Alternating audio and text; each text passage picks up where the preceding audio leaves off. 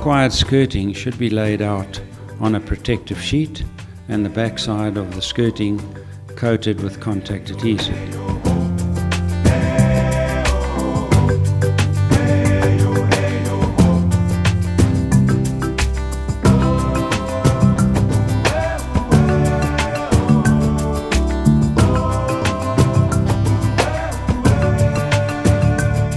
Usually this will be a brush application, and it is important to note that it should not be done on the screed even though there may be no flooring laid previously, as the overbrush marks of the adhesive when coating the back of the skirting will leave marks on the floor which are difficult to remove and will later profile or show through the sheeting that gets laid on top of it, especially once it has been stripped and sealed.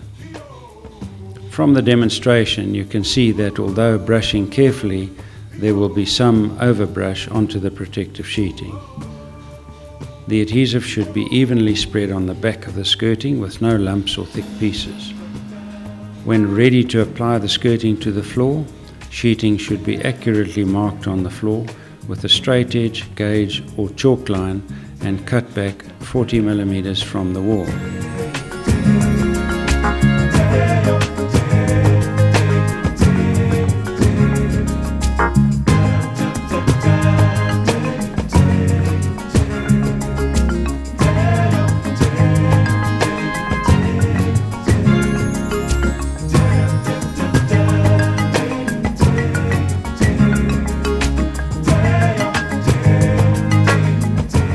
The mark on the wall to install the skirting to would generally be marked at 95 mm, where the skirting is actually 100 mm, to allow for slight compensation on the uneven floor and uneven wall. Adhesive should then be applied by brush onto the floor and the wall up to this mark and to the edge of the sheeting on the floor.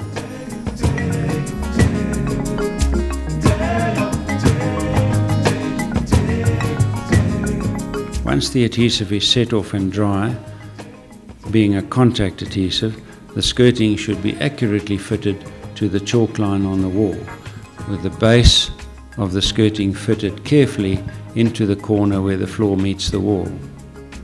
When fitting the skirting to the pencil or chalk line on the wall, it should be so fitted that the chalk line just disappears under the skirting, leaving you a clean wall with no marks. When so fitted, the foot of the skirting will overlap the sheeting, and the foot of the skirting would then be rubbed carefully into place and pushed into the corner with a bolster which is clean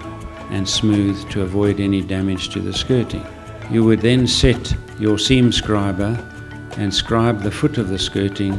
using the floor sheeting as a baseline, which when cut or trimmed will give you a tight butt against the flooring, giving you a perfect joint to be grooved or welded as per our instructions.